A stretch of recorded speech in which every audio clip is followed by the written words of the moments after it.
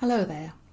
The purpose of the extended pause is to allow you to gain experience in controlling higher levels of air hunger, and through regular practice this can help you desensitize to the feeling of breathlessness.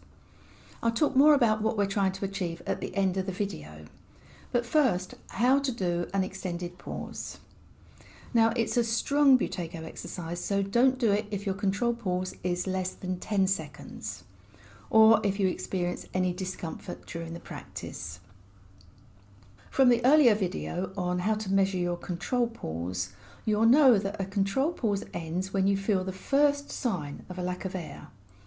In the extended pause, the idea is to hold your breath for a few seconds beyond that point, so that you develop a higher level of air hunger. To begin with, add an extra 4 seconds to your previous control pause time. So if your last control pause was 14 seconds, you'd add 4 seconds, aiming to hold for 18 seconds. Now, many people find it's useful to use movement techniques to distract from the stronger feeling of air hunger. Examples are rocking backwards and forwards, rocking from side to side, walking around, stamping your feet, tapping your chest, or patting your chest.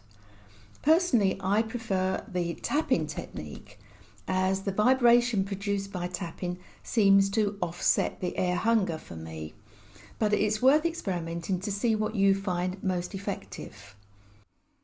Here's Gemma. She's going to demonstrate an extended pause.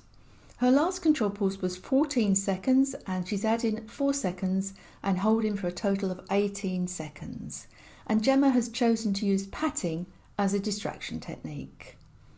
Normal breath in, out, hold.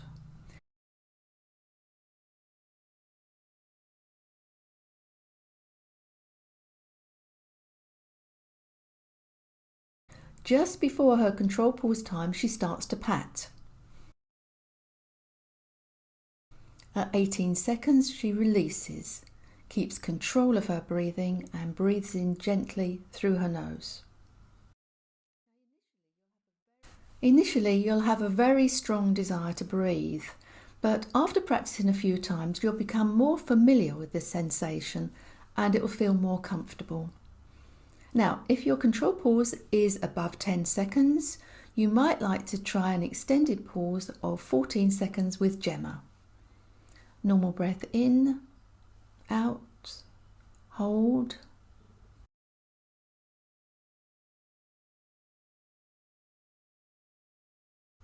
Begin your distraction technique.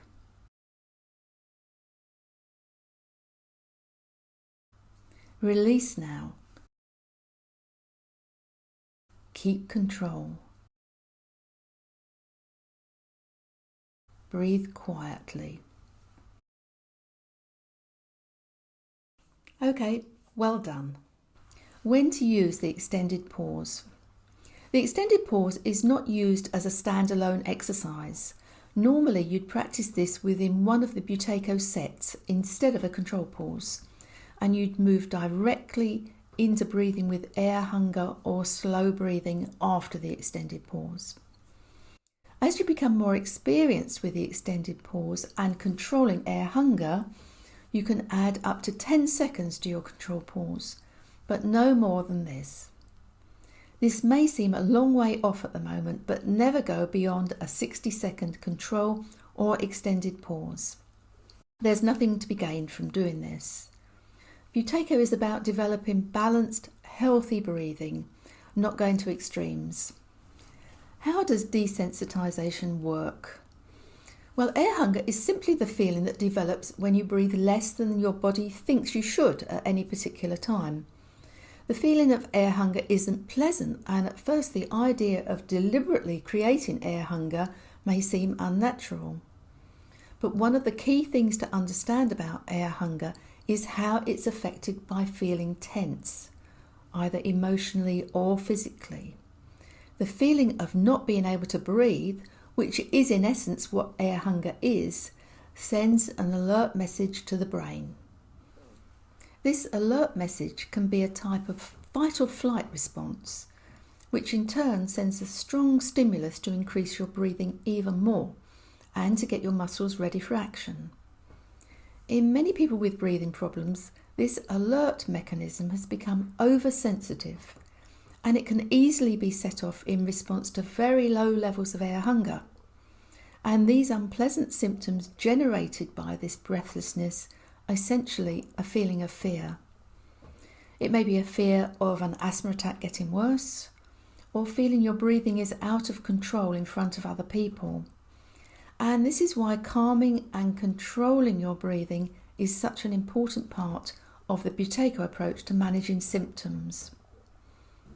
One common method used to help people to control fear is called desensitization.